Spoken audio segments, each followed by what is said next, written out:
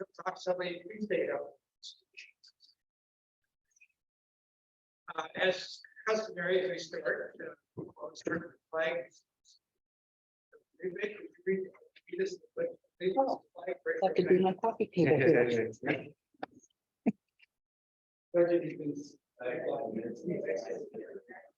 And to the republic for which it stands, one nation, under God, indivisible, with liberty and justice for all.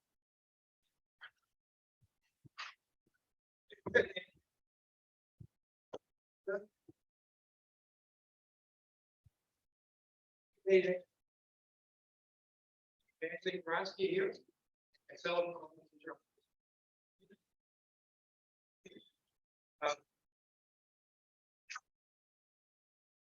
I think you want to talk about this one before we have one.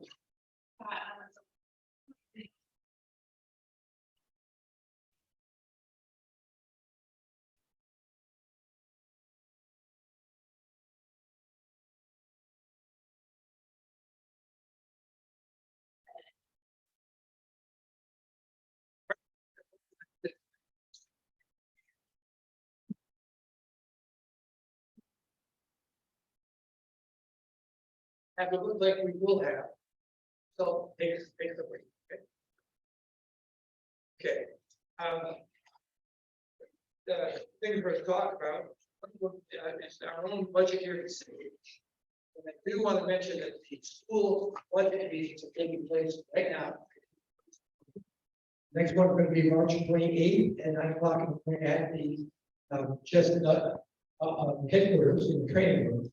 It was very interesting to go through and see where their budget is coming from and how much is spending.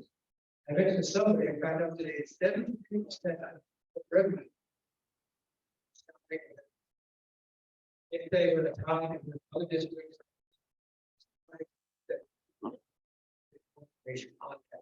Also, this is very disappointing. If they allow me is going to the schools.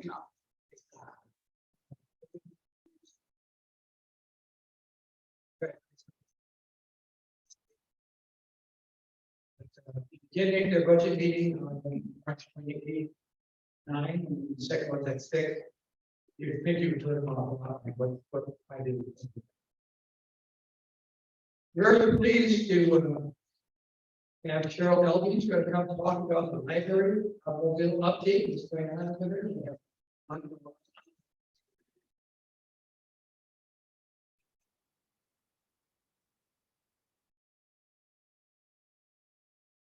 And I also have a library and Brian Stern here. So I'm Cheryl Everly. I am the library principal librarian in charge of Unadon Outreach. So we are responsible for the book. I don't know how many of you've seen them. We call it a knowledge movement. So it goes to schools. It has about 2 stops a day, and it goes to different community locations, different parks. We deploy to Centennial Park, zoo, and so I have back to March. So I'll you can check out there. We have a lot of programs and arts programs. To do. We have painting, a lot of different activities. We also have a program with robotics for on the second. So it's especially kind of a sound that kind of works with kids. And I'm coming soon on the side. We have the tea time programs that are now going to be launched. We have one that's currently operating away at the Garfield Community Center, and it's Monday through Friday. We have one that's going to be upcoming in the Salisbury Center, and that is March 5th. I have the opening ceremony in Greece. So we really hope to have people out there. We love to have teams out there on some of their teams. And they have STEAM programs, arts programs, but we also have special program that's fun Colorado Community Center because that community is such strong history. We then have a team community historian also kind of be operating on it. So we have teams who volunteer hours and want to be involved in things after school. We stop by themselves. Community Center or the Garfield in time. I am going to now turn over to Brian, to talk about our city college program, and really new program.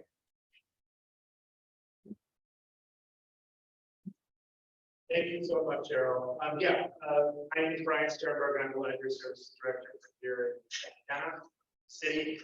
We have a really new exciting program called SIP. This is made possible through a California State Library grant, where we received about $10,000.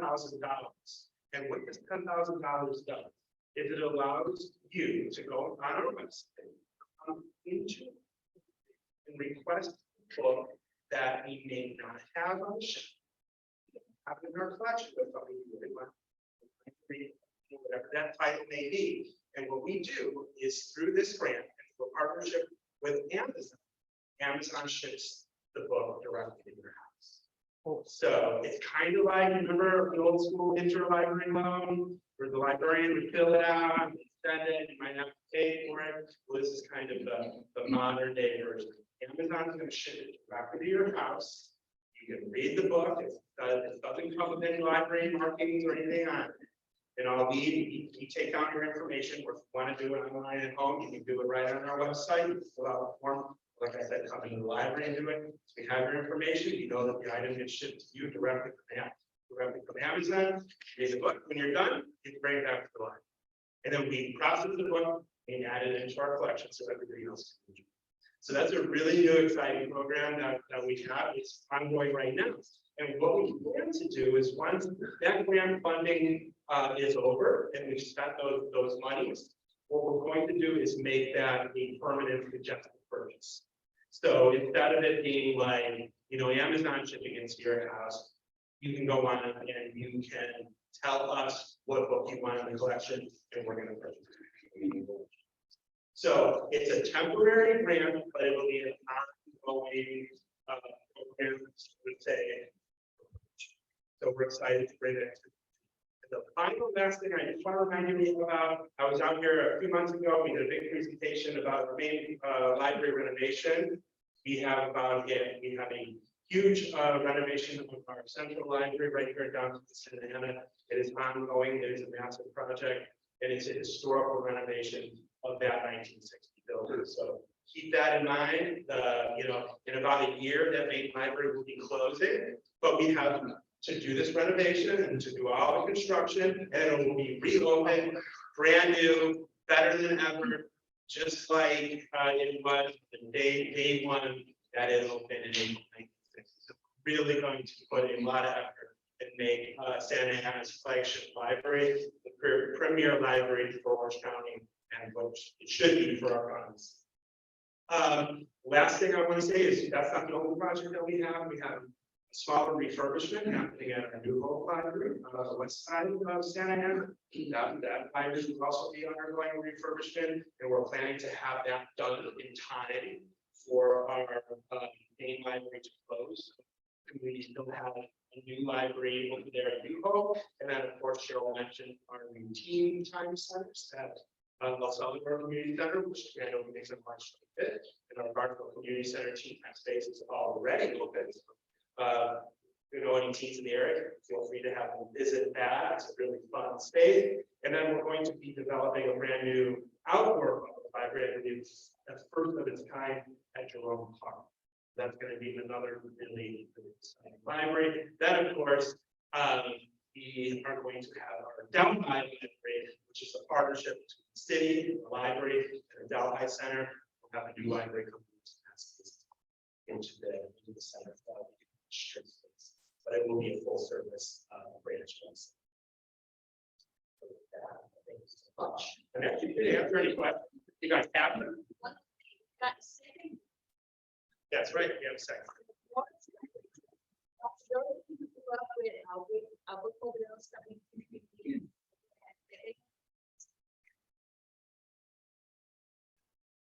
Yeah. Yes. What do you? It's out in RFP right now. Should be in the bidding phase. I think it's just about done bidding. So then we will put a contract. And there's there's only a few select vendors that specialize in custom, retro bits for bookmobiles. It's like you can't go out and just buy a bookmobile dealership. These things, what they do is they buy the chassis and then it's literally built from the ground up, from the chassis. So I would say it's about a year total process from the time that we award the contract to delivery, from wherever in the United States this vehicle will come. But there's only a select a few vendors that actually do this. What that will do, do you have a website that we can go onto, I don't know, let's say friends? And they're interested in the electrical library, is there a website I can recommend?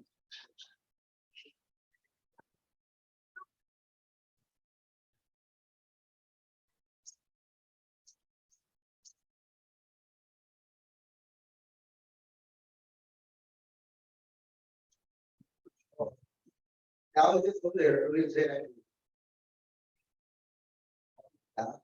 Being there, I inspired to read the social first certificate, which is the product. But under my mind, so let's have it all I need, so I appreciate that. You don't have it, you can get, but it does have a full program. Don't have that. They'll give you a voucher for 6 months. And actually use computers and rent that to the rebooks. That's pretty cool. I mean, about that, like, leaving, you did it, like, 4 different types of. You got the big deal to I got a baby on one, yeah. So pretty cool. And then take off, like, right, let's do the book. And they're like, no, come back with more work with you. Okay, and we're back and they actually do a little process.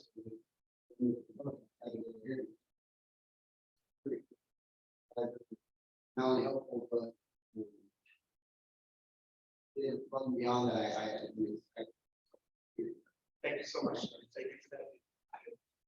So I go back to the 1960s with the library.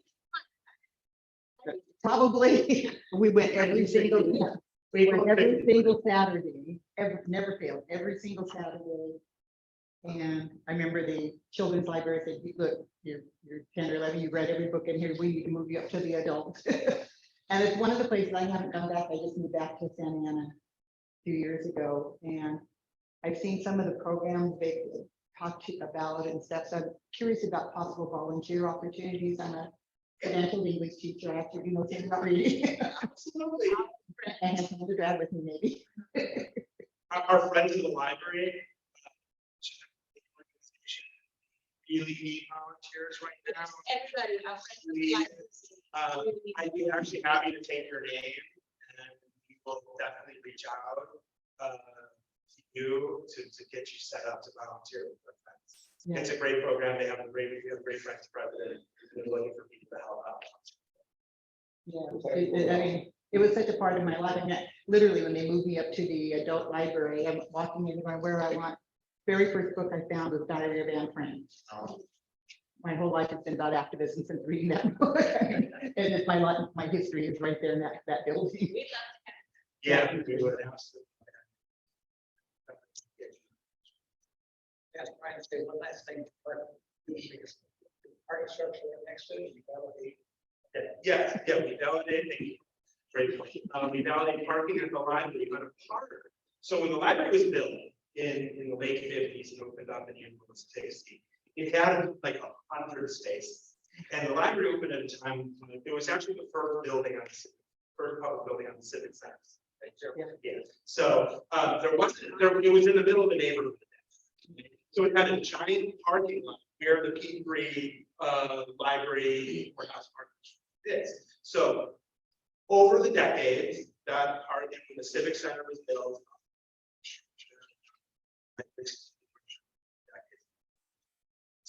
But we do have that structure, that's only Monday through Friday. You validate it 2 hours, and then on the weekends, we have Saturdays, we have the parking lot across the street that you can park that as well, because that parking structure during the pandemic.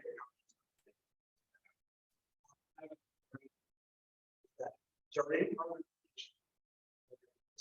we are going to in that south, in the south. Civic Center will remain as is, we have a front entrance, but out of that, we will have our own. It's not gonna be 100, but I think we're gonna get about 20 spaces just dedicated. So we're really excited, and that was one of the things that I really wanted to make sure to happen. Because accessibility is everything. You can have the greatest library in the world, but if you have barriers to accessibility, that hurts. So being able to park is. Yeah. Big problem.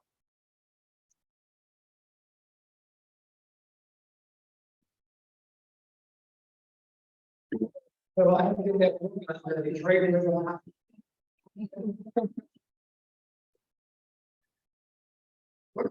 We started with this council. Because we're highlighting different neighborhoods in the city. We're very happy to have tag Austin talking about Bayberry Forest, which is a neighborhood association that we've got up and running again. And the board is committed that we're going to find 7 neighborhoods that are not been meeting and get them up and running again. You had COVID, you had been out of schools for almost a year. We have a lot of neighborhoods out there that just need a new push to get going. Tag, how successful you've been with Bayberry Forest?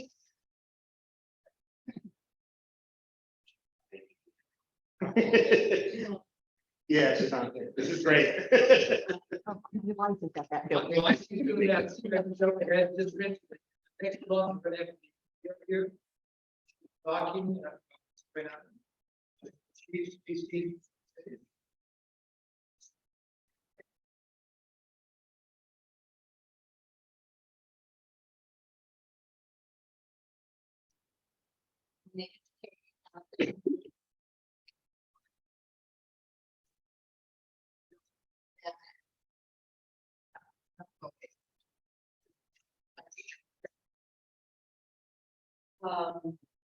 And so moving back to it a few years ago, this whole neighborhood association thing did not exist. It's been really interesting and. Other you may not know me. I think. Association. Basically ran the 10th and 17th. And it's been a really nice, it's been a nice neighborhood and nice getting really getting in. We don't have a lot of things really going on in the area. We have there's a dog walking and my grandson gets very big for the real park. But it tends to be a really nice community where people are really close to neighbors and it's actually been a pleasure coming back into Santa Ana and connecting with people. Let's see, one of the fun things, I'm not sure if you have any questions, except you want me to touch on, let me know, but one of the really fun things has been in May, June, when Jack Durant is moving. We are a steady stream of people drive down the street, hold their cell phones out, taking pictures as they go down the street, they jump out of their cars. A couple years ago, when the kids couldn't graduate, all these graduates came and were standing in the street taking their picture with the Jack Durant tree. Yeah, so some of that's been really cool. It's been a kind of a fun place. And let's see. Boundaries, I would say basically Grand to Tustin, and then north to south, 17th Street to 4th Street. First grade, that area there is beautiful.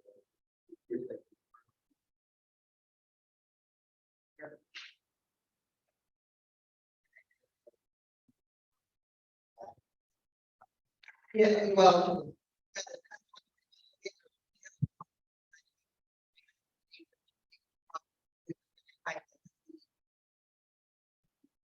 Going in on right after the street, which is basically going to be something like 1,500 high density, mostly apartments, about 50 condos or something. I don't remember the numbers right off.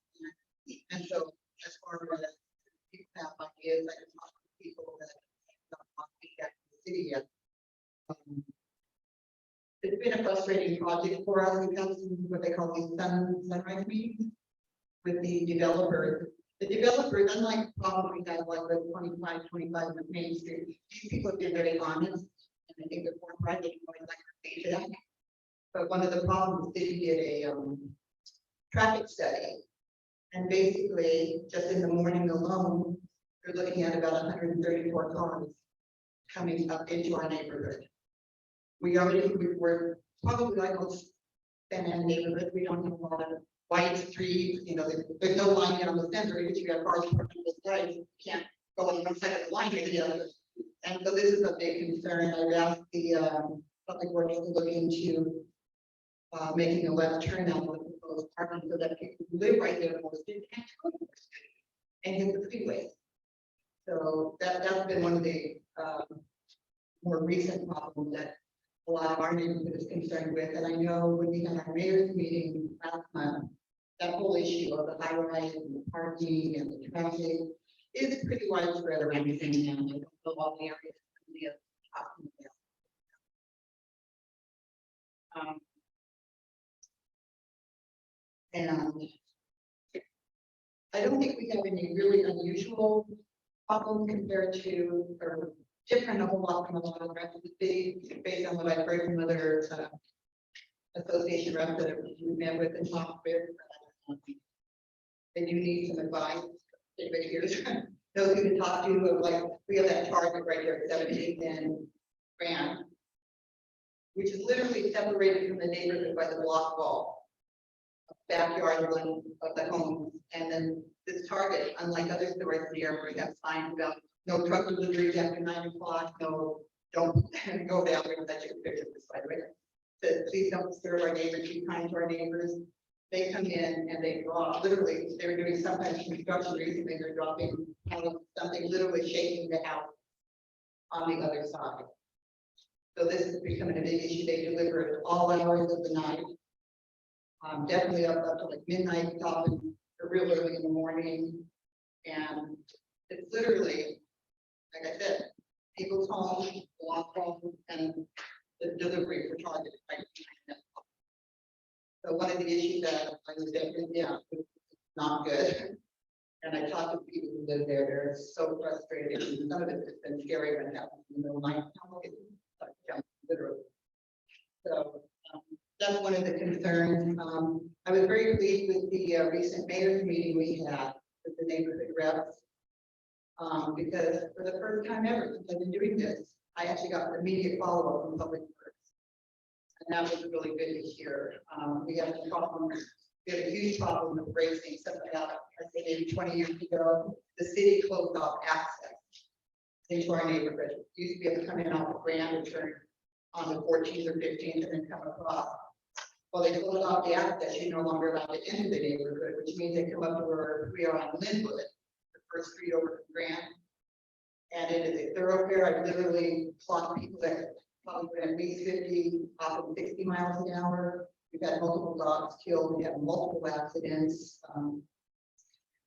And Public Works did get back to me, and they're going to investigate the traffic light situation. The other part is traffic light at 17th and Linwood. I think you live near Linwood, right? People be down at 15th Street and they see the light get ready to change at 17th, and they hit the gas, and they are going unbelievably fast. And that has created a real danger for us. And if you're with a neighborhood that's concerned about that, we did have, I think it's Public Works, come out and do a study about a year and a half ago. And they bring out this sign, kind of like you see on the freeway, slow down, we're going fast. Well, people look at that, they go, oh, I should go down, I still got a camera, and I should be looking at it. It did minute, they took it away 5-10 minutes later. We had the raceway going again. So I told them when they come out, you may not bring that sign out. We need a legitimate way of monitoring our traffic. Question, were they able to address anything on that particular street pumps? That's what we're asking for. That was the process by which they were monitoring, and we were using that sign, we were about 3 cars short or something, being able to get it. But it is an absolutely ridiculous way of monitoring the traffic. You know, I didn't tell anyone, no, there's no camera on it, but you know, when you see the sign that says slow down and digital and marking your mileage, are going, no, someone's taking out the issue, slow down. But, so that's one of our big problems that we've been dealing with. And unlike a lot of the other areas that I heard about, like the mayor's meeting, we don't have, I think, I want to say fairly as big a problem with some of our homeless. We have it a little bit in Mayberry Park. We talked to some residents that live over there, and people are sleeping in the park, but more importantly, they've been harassing or accosting residents there. And again, I know some other meetings I think that the city is looking into these various options. I don't know where that's going at this point. Hopefully going somewhere. Yeah, I mean, and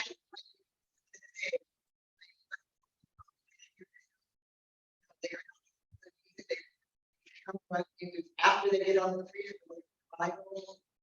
but it mental health issues, and bottom line, we know about the economy right now. People can't afford to live all some places, and that's what they do end up on the streets because of that. I'm sympathetic to the needs, but at the same time, residents need to be safe where they live and when they're parking and they're getting out of the parking lot, and that's not always the case. So that's one of the issues that we are concerned about. Let's see. Oh, I know, yeah. What, someone asked me about, can we get the police out to monitor? And I know this is happening in some areas. It was brought up in the mayor's meeting. We have stop signs that I don't know why they exist in the first place, but people do not stop there. And that's where we've had a couple dogs killed and bunch of accidents. So those are kind of, I think our problems are very similar to a lot of other areas, but it's also a great area to live in, and I appreciate it. And being able to talk to represent our residents.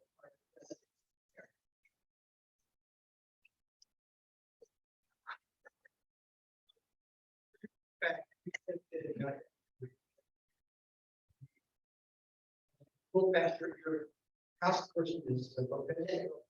Past these couple.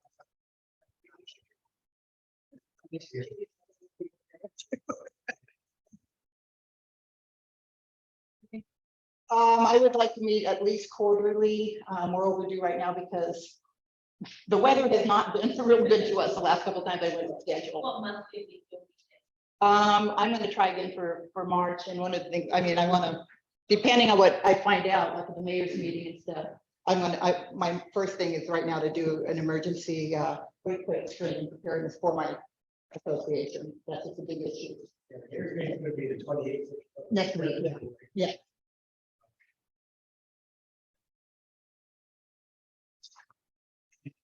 This is for you, but anyone else here. We are now back in this. You need a school in a neighborhood to meet. We don't have a school. We have our park. A little cool right now. Thank you. I do want to mention one thing. We had asked for planning to come and talk about the slide about sidewalk. And they called me. Because they started new programs and they're having.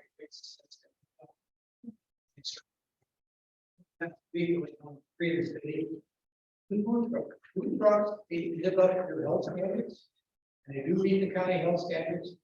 It's the opposite stance of Vermont. And so they're able to take action because of that. But if you do want to see what sidewalk vending information, what the do's and don'ts are, she in back, and like I said, they promised to be in our March meeting. Okay.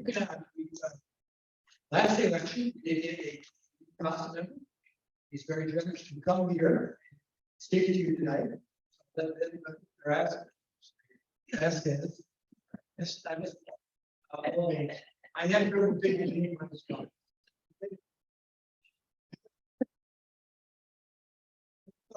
Look at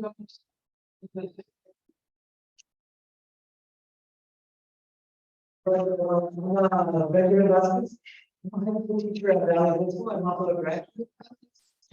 I went to Carr, Mount Vista, grew up on Center Street, and the neighborhood across from Manhattan Mary.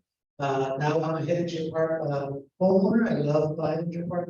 It's a beautiful neighborhood. 1914, the craftsman I have, and it's gorgeous. To be able to be the person to take care of that home. It's an honor. That is, I live here with my family. I ran for various reasons because, you know, I'm a high school teacher and I meet with my students every day. I have over 10,000 students, and I've seen the living conditions for families in Santa Ana and in Harvard.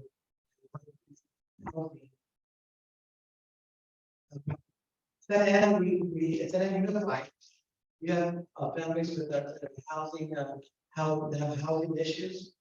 We call them McKinney Dental students. There's a special tag for families who are homeless, that are in garages, in cars, or share houses. And across Santa Ana, the 12% of the families are McKinney Dental. And that's five, it used to be 5,000 students, but when COVID hit, McKinney Dental students.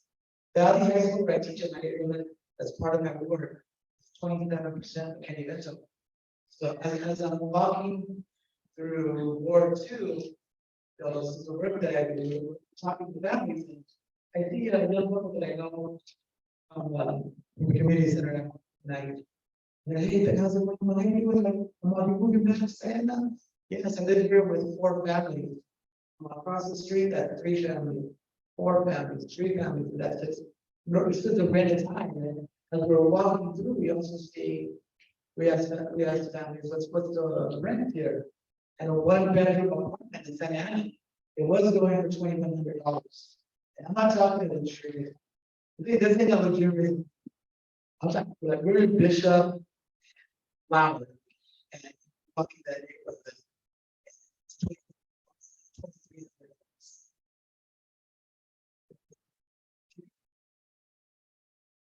So I ran because my students needed, I hope that when I teach, I dialogue, which is understand where you're coming from, and we want to talk about how we can make that happen. We want to be a transformational kind of classroom. And first I was getting a lot of kids talking about health issues and health insurance, and having that. And still, we're still 17%.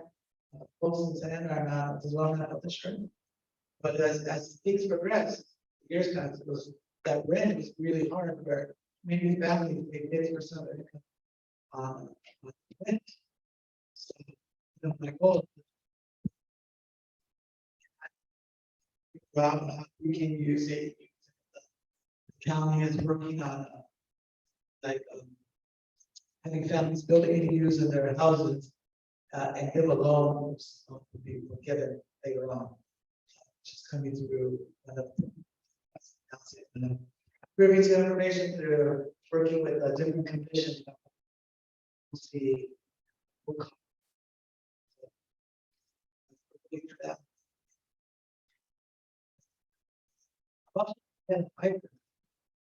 Library in my we were so poor. I had my hair, so we go. So you know, my dad was in the library, we love my books, and we go to the McFadden. Mostly we don't have a McFadden library. And you what? It's only for 100 kids that attend it all year. So I do hope we can get not the maybe we get a McFadden library somewhere else because the area that we're too. Second high density populated area. Only to San Francisco. If you notice San Francisco, they go upstairs.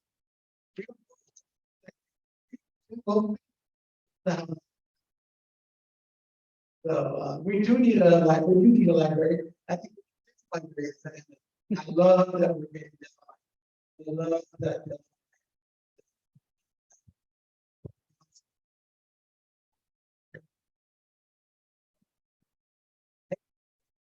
just, we can have 6 more libraries. So something I'm looking forward to, if we can figure it out, we have all that room on this. This space. That way, library, where it used to be maybe a different place where we do have a park. Here, would be great. So. That's a little bit about me. I love that. I love working here. I love that. It's been a lot of work getting to know layers of the city. She's tough, baby. What is it going to be more, but I appreciate the leadership. We're dealing with things that need to be fixed in the city, and things are coming along in a good way. So I do appreciate the staff and the way they do work together. So I'm really appreciating my first 2 months on the council and the work I do with the council members. Is there any questions out there?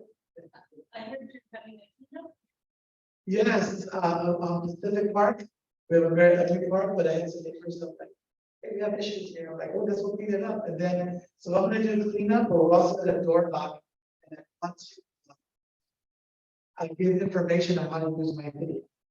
I think my video would work more, and you guys get the word out, so we're creating a flyer. Yes, we do have. So I want to. For my neighbors to have my video, whenever there's issues, if more of us call. If you do what you do, calling, they're gonna get fixed. For issues on Bishop and Main Street with houses. I'm gonna door knock and get close, like, hey, there's some houses that use happen here, or on Bristol Street as well as some areas. So I'm hoping to hit up those areas where we can have neighbors looking out for each other, reporting the more of us do. I'll get the word to the chief, you get the word to the police, figure it out. And if we work together, we can help out that way. And if you have your council, your ward, I know Jesse is on top. She's always working whenever I talk to her. I really appreciate her. Have to see the way she handles it because she's always working. And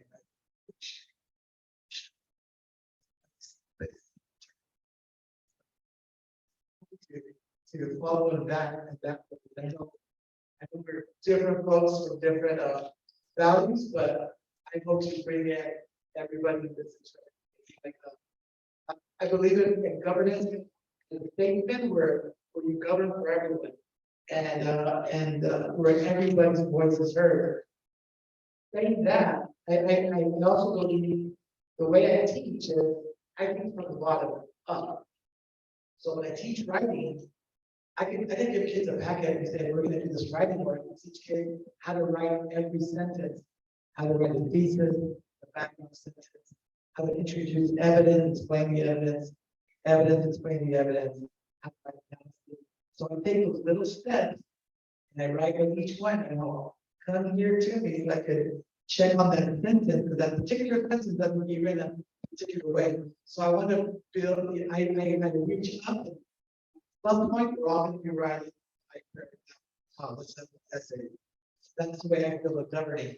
As a state person who governs with everybody, but from the bottom up. So if you can have that vision of Santa Ana, as you're like shining city, and we should be the model for everybody. We're working families thrive, and that shouldn't take away from all the other neighborhoods that we do have. That we can do it together. We can bring all our resources together. We can all thrive together. I don't think we should neglect the ones that have been thriving, but also we have been doing. That's important. You know, that's right. Ben, I don't, I vaguely remember a few months ago hearing about what I thought at that point was the information put out by teachers about how many people were living in homes of multifamily in one home and stuff. I don't even have a good way of asking this, because I can't remember what it was exactly, but, it was talking about the issue you brought up of how many people, I mean, I'm sure we all know that on our own block, we have people that are, you know, 1 home, 3 bedrooms, 4 family, 2 family, 3 family, something like that.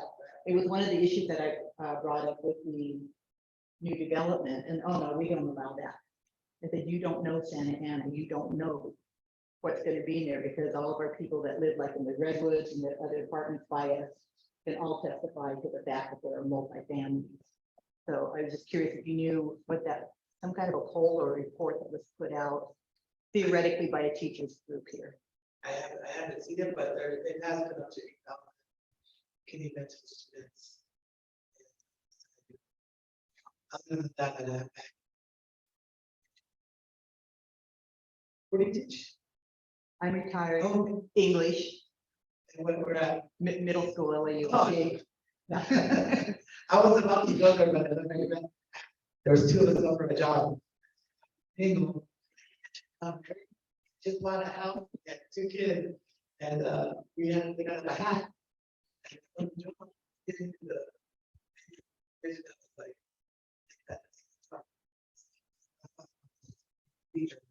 Lucky for middle school, college. Now he's my neighbor, both in Jupiter. I love Brendan, you love her.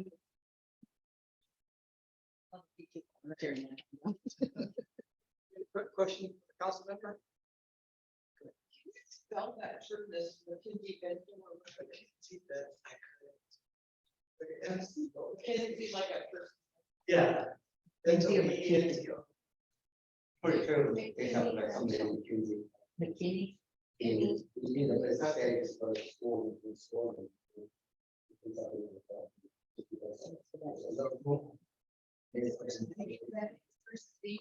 Yeah, kind of like.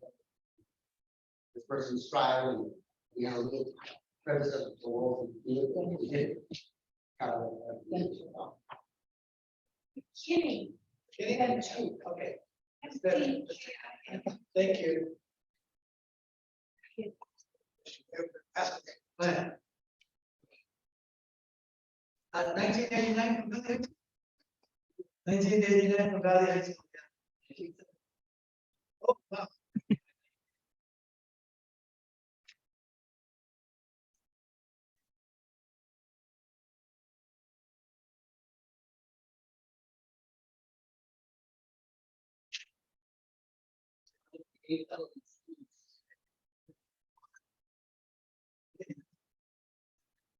Are you saying that They're housing insecure, that means they have a garage, they could rent a room from another family, they're not on the down on the street.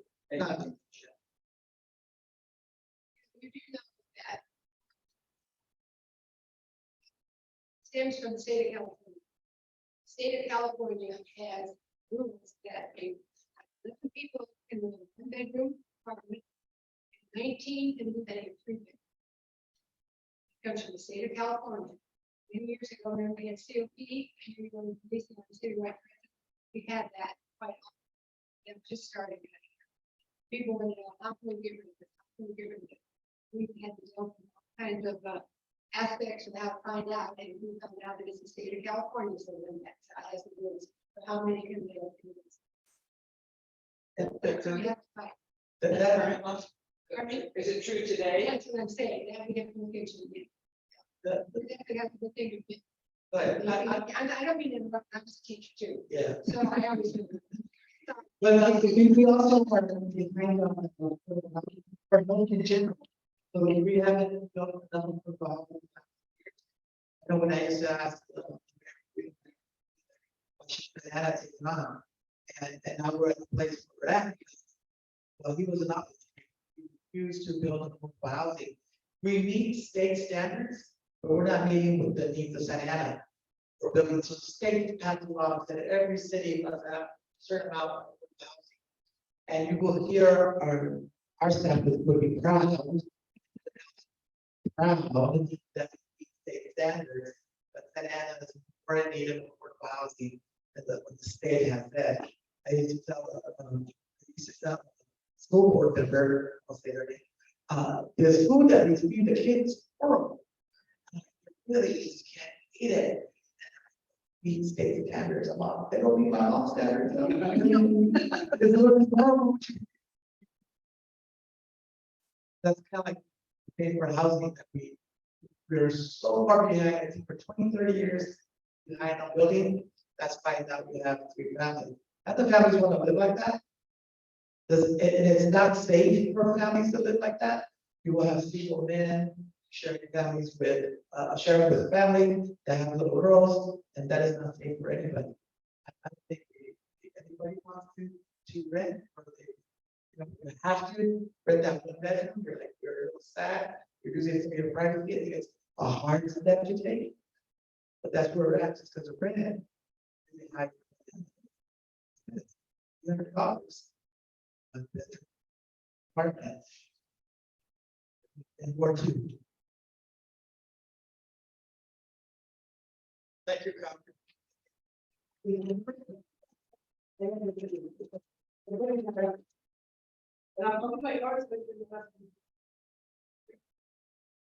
Thank you, Governor. I know your time is very precious. We go to the different meetings and council wants to what time I do this. I was there till 11.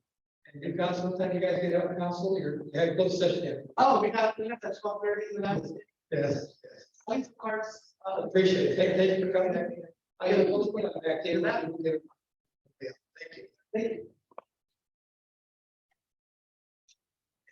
Good. Let a speaker, let me remind anybody that you haven't gotten a ticket yet for the raffle, please put your hand up and Angela will take care of you with that.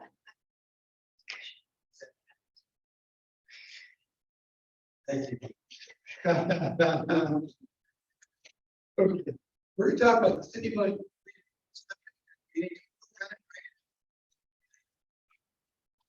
Shannon's gonna discuss with her team.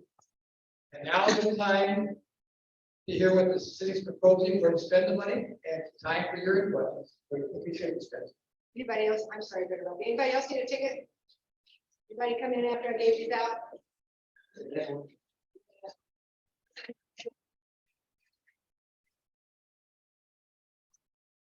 I just want to ask if you have a handout tonight, if you haven't received, please raise your hand. Thank you.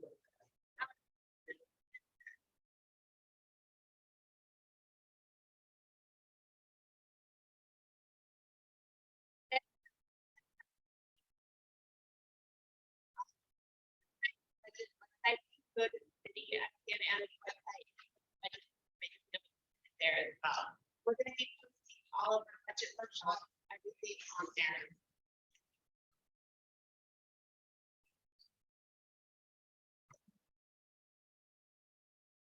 My name is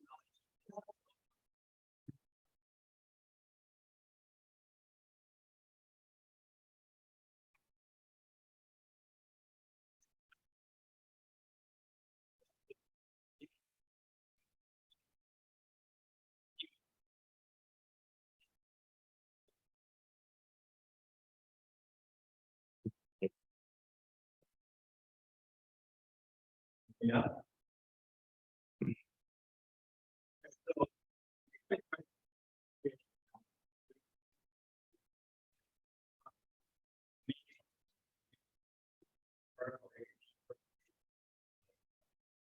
What we spend this on. That's the big deal.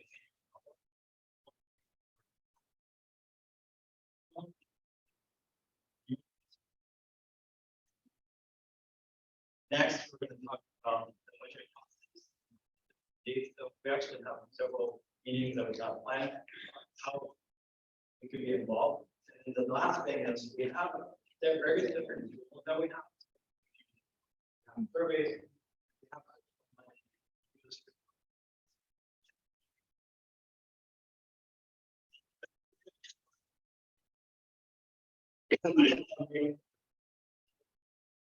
budget services.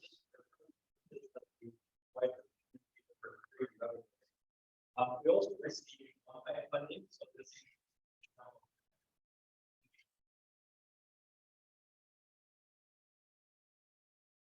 And funding like this.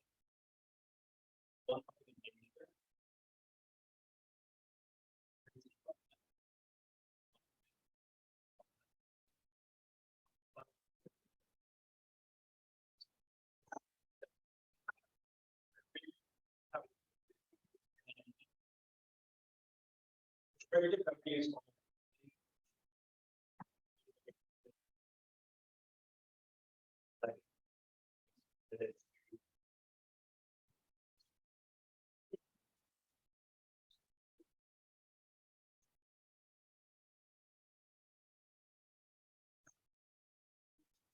Use.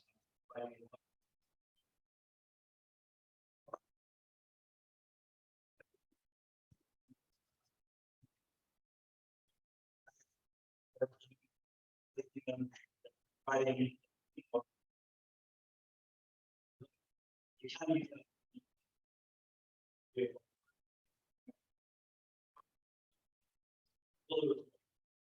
I'm just.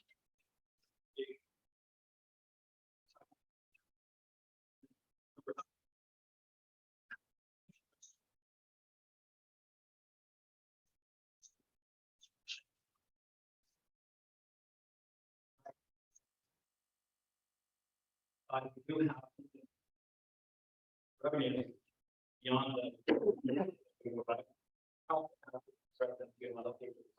For certain programs that we. So on this chart, you can see here that for this fiscal year, 2023, we have estimated revenues of 390 million. The major component of revenues and also there.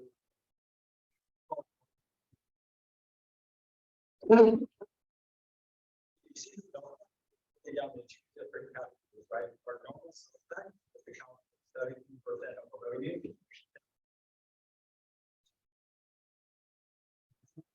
Other stuff. So back to 2018, Savannah residents approved a Measure X, it was about measure additional 1.5. Now it counts 23%. I'll give you a little bit more information about Measure X. The other major component is property tax. So property tax is typically increased in the exchange and ownership of the house.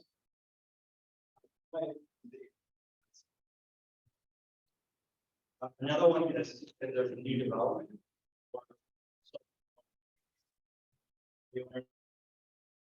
Will increase the lower on either inflation or if it's capped at 2%. The last component that I want to mention is cannabis tax. So the city does we do have cannabis, medical and retail cannabis, and that accounts for 6% of our revenues. Of the revenue that comes into the general fund, 2/3 of that actually gets transferred to have a cannabis benefit fund. The purpose for these funds in this benefit fund is they're used for enforcement services, and the other half of it is for providing youth services. So there's a lot of money that's gone to the cannabis fund has actually funded the expansion for the library, the renovation part of it is one for that. There's also different programs that are offered at the different parts, and that being funded through the cannabis. So bigger program. So the next slide. Actually, don't have pages, but the next slide, a general fund expenditure. We want to show you where are we spending this funding. This is for this fiscal year, 2023. As you can see here, around 51% of this is related to public safety, so this includes police officers, police and fire. The other major categories is administration, community services, that service providing the necessities. In that section there, we're typically referring to public works, so they maintain the road, maintain sidewalks, and so those are the major components that you think of what the city offers. You might, well, by looking at this chart, public safety may seem expensive, but it is a 24/7 operation. And it's kind of aligned with other cities, usually 50% of their budget for general fund is for public safety. Okay, so the other slide is another pie chart. It's another way to look at it. We kind of summarize this as expenditure type. You can see 47% of it is related to salary, wages, and benefits. The other major component is cash flows. Another one is capital. Under the cash flows, the city typically or staff does provide the services, but we do contract on some of the work. For example, one example is there's a lot of treatments in them, right? The right away parts. So we do contract with contractors to go out, make sure that they're being trimmed, that they look good, and they're also safe for the community. So those are examples that we have for the cash flows. Next slide. So you'll see that it's called the general fund in your outlook. So this is our department of long-term planning, so we don't only work it, on 1 year at a time. Right now, we're working this year 23-24. I don't know if I mentioned this, but our fiscal year starts in July 1st, and it goes through June 30th. So this budget process that we're going through is for the next fiscal year, but that fiscal year will start July 1st, 2023, and goes to June 30th, 2024. So this outlook that you have here. So we've only included recurring revenues and expenditures, right? We're not including any of the one-time money, because that is actually hard to predict, and so this is only recurring. Another input that we put here is we put in inflation, 3.2%, and assumption things do get expensive, and so that's an assumption that we're putting there. We didn't include any new services, but this is as it stands now, which is what we'll see. And the other thing that I want to mention is it does not include any reception scenario here. That's something that we did not include in the problem. So we do have a structurally balanced budget through 2029. So the green line represents our revenues, the red line represents our expenditures. As you can see it in the year 2029, I'm going to go back to Measure X. So Measure X was approved and they went into effect 2018. And years after that, so 2029, it would go down, it's going to go down from 1.5% to 1%. Eventually in 2039, we'll sunset, so it will go away. So you do see that gap there between our expenditures and revenues in 2029, right? So the city has taken some steps to reduce that. Back in 2021, we refinanced our unfunded liability with lower interest rate. So that gap did reduce, but in 2029, council will have to make some tough decisions and may be a reduction in services provided by the city. So this is just an outlook. We want to make sure that we're looking forward, thinking ways of making sure that the city is good and do good in the future. So this concludes my part of it. Shannon is our budget supervisor. She's going to be giving you kind of overall how our budget process works and also how you can get involved in the. Thank you. Are there any questions before you step away, when you present it? Very important here, I remember that for 1%, that good council, They can be introduced it, or they could make a decision to actually keep it, like maybe have only 1%, half a percent reduction to keep the 1%. So it's really up to their discretion, but as it stands now, they will sunset it in 2039, so. If you look at the chart, it accounts for a big component of the revenue. Last year, it was around $86 million. This year, we're predicting something around $88 million, so it is a big component of our revenue. So I'll mention that today is the first stop of what I call our tour. Where we're going to spend the next 2 months going to every single council ward in the city to get as much feedback as we can from you guys on what you want your city budget to look like. We're going to go around and collect all this feedback, we're going to compile, tabulate it, and then we're going to share it with city council at our May council meeting, at the May council work session. And they will then use everything they heard from you all to help allocate resources and make planning decisions based on what they've heard. So in addition to the boards that we're going to be visiting with in March, April, we're also going to be going to 3 community-wide events. And we're just going to be setting up a booth, a table, and getting as many people to participate in the budget process as possible. So we're going to continue this new birthday party on Sunday, March 19th. The egg hunt on Saturday, April 8th, and Dia de los Niños on Saturday, April 29th. In addition to the various ward meetings we set up. We put flyers in the back if you're interested in coming to any of our council board meetings. We are having the one on Wednesday, March 1st. We're going to be a beautiful flyer here. So get folks to come out and even if you're not able to attend and you know want to provide input, I'm going to share over you guys here what the things are. So one of the things I'm proud about working in the city is how much the city cares about casting a wide net and getting as much input as possible. And so in order to do that, we are coming up with different ways, many ways, to solicit budget input. And so we can do that versus what we're calling a budget priority survey. Well, and there's a link that hands out, or also go to our web, or you can scan the QR code on our flyers in order to complete those surveys. We heard from you all last year that the survey was way too long. People begging, oh, we're filling this out.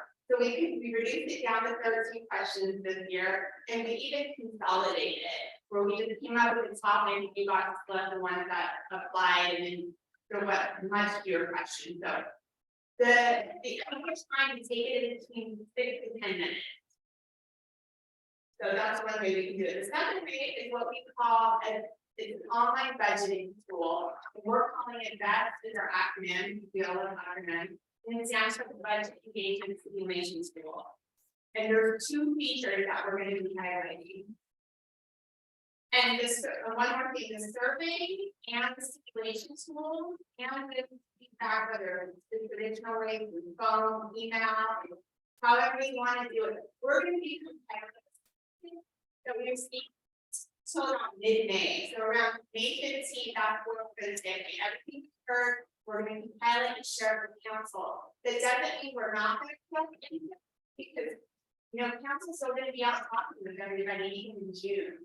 So we're still going to be compiling. You just may not see your response tabulated in what the council formally sees if it comes after May 15th.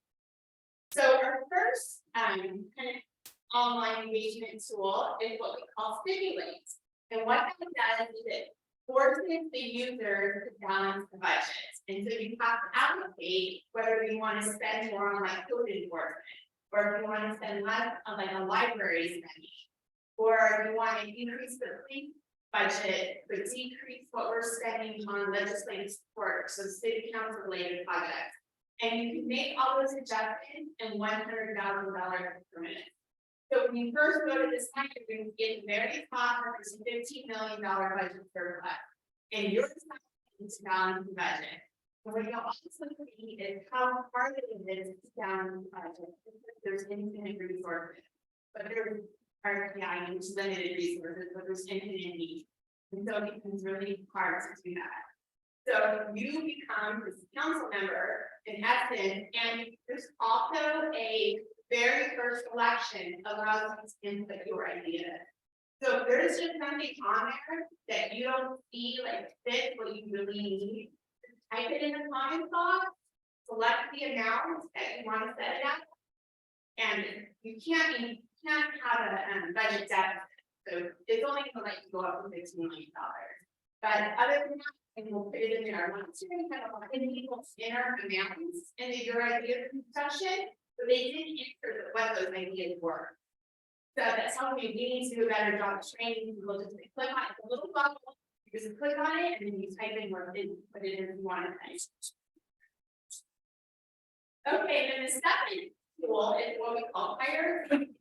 And this you get another $15 preset limit, and you select all the projects and priorities that you think are important. Now this is the trick. There's more options on there than there is in available spending. You can only have to pick the ones you think are most important, and then you rank order them in terms of importance to you. And then we'll get all that and we'll share that in Excel spreadsheet, graphs, and all that good stuff, and for raw comments as well. We're going to share all that with City Council. So we have 12 categories to choose from.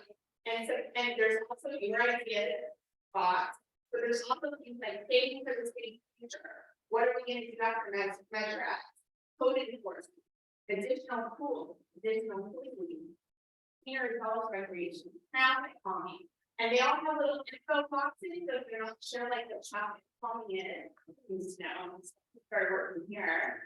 So we'll go around that and all that. It's lovely.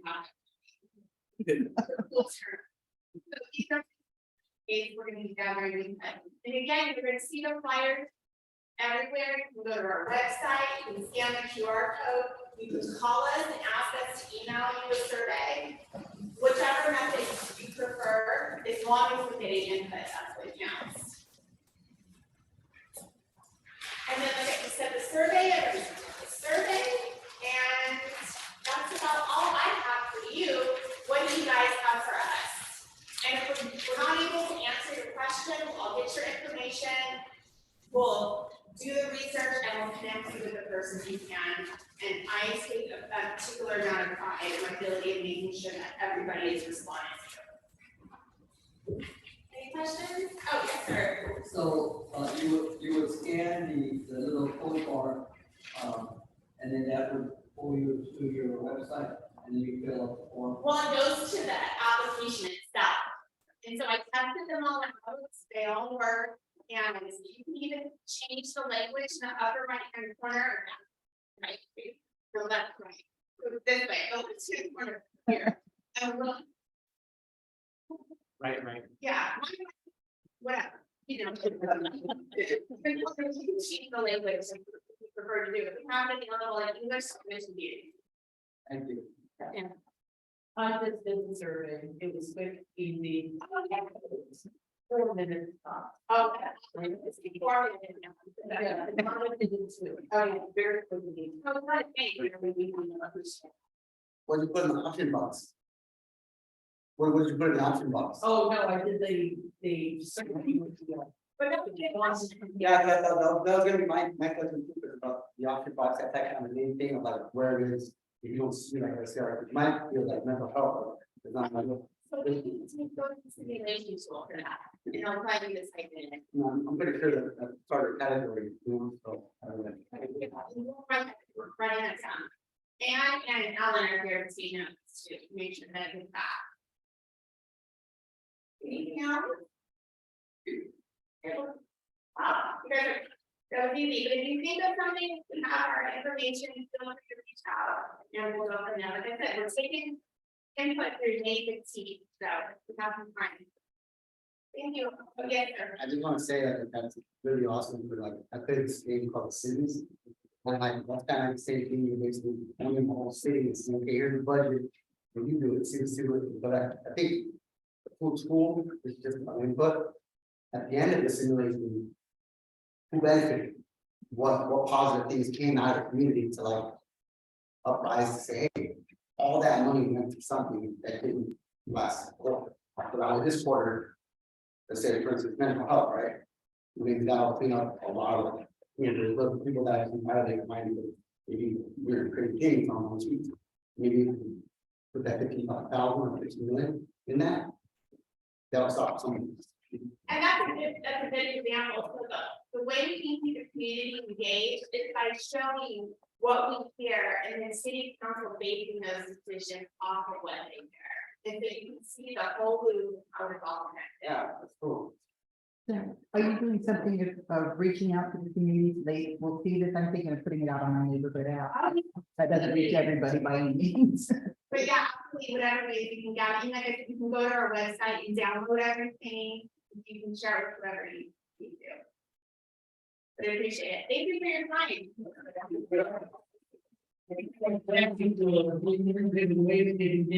We're working at it. It's longer than years past where it's like, okay, but we'll do this. The students come in and like the.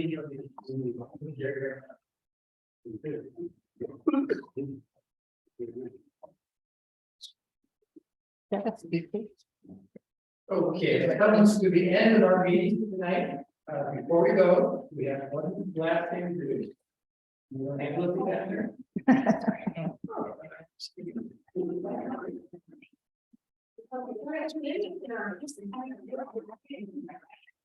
That works. I know you have to be like, wait, it's going.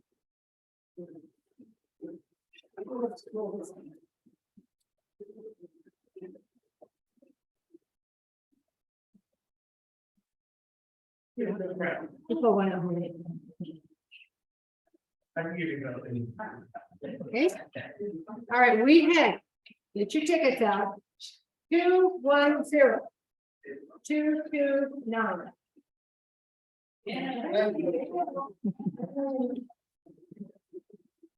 I grab this. I was so afraid I was gonna forget it. Because March and February are the same dates, so our next meeting could be.